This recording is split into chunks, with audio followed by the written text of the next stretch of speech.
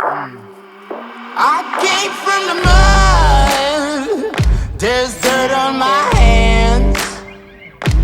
Strong like a tree, there's roots where I stand. Oh, I've been running from the law. Hope they won't shoot me down soon. When it comes to tyre selection, this is one of the biggest questions that we always get asked. So the question is, how adverse to risk are you? So if we look at like a time trialist that's going to run like 10, 25 miles, then they're going to be a bit more adverse to risk than say we look at like an Ironman athlete. But what I would say now is we haven't got to go down the route of going to like a training tyre.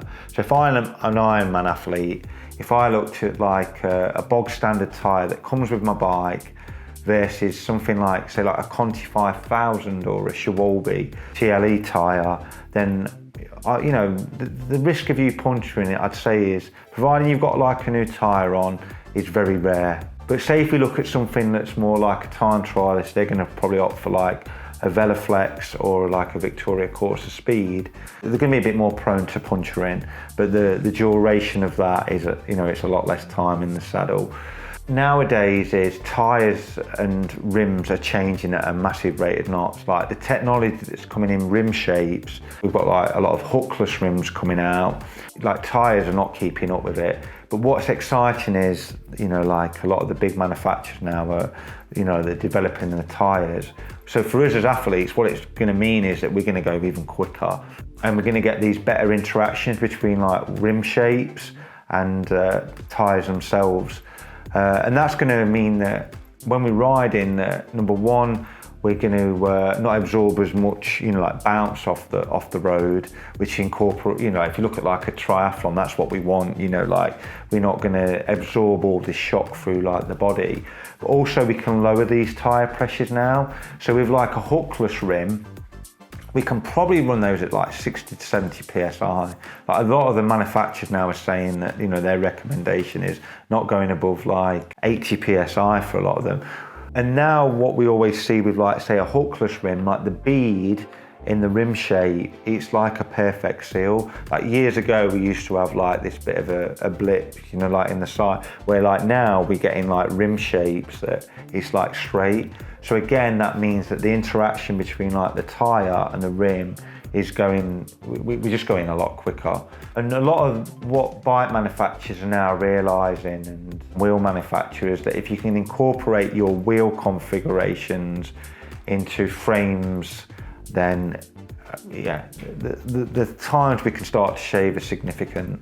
So it's exciting times around like tyres, but definitely I would say that if you want to go, it's not even about being quick now. Like you almost like, if you looked at like rolling resistance for tyres, there's probably like, you've got a choice of 10 that number one, you've got the punch protection, but you've got like the rolling resistance. We're not talking seconds, we're actually talking minutes in terms of the times that you can start to drop.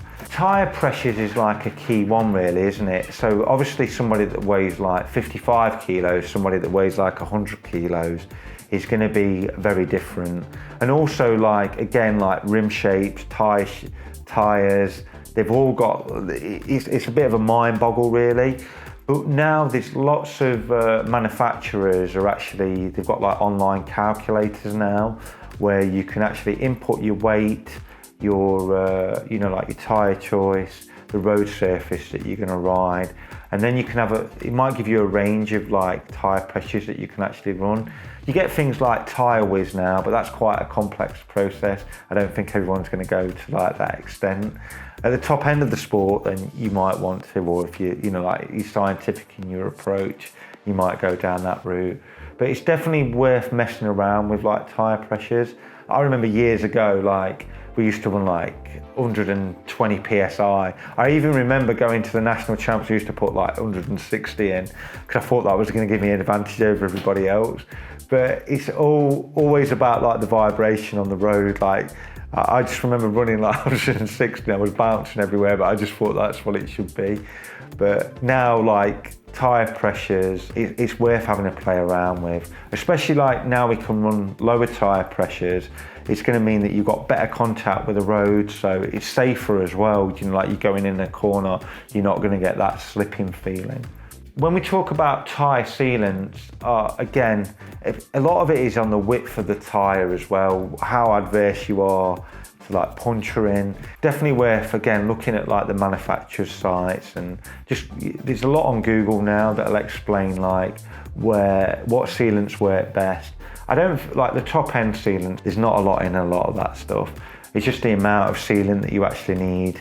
I don't know, you're running like a 25 mil, or you might be looking at a gravel tyre where you're running like 42, 50 mil, you know, so it's just being specific about the tyre that you're actually, the width that you're running, the size that you're running. Definitely have a look out there.